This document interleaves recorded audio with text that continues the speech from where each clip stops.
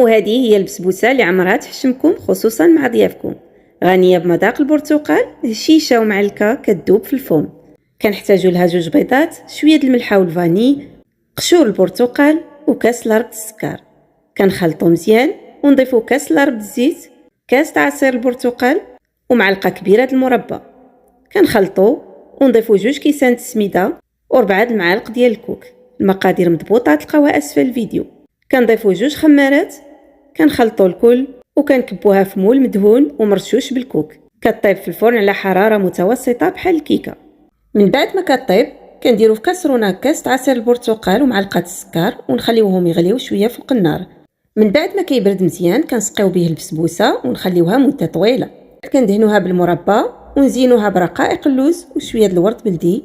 التزيين تيبقى حسب الاختيار. الصراحه كتجي من ألذ ما يكون. الريحه د البرتقال فيها زوينه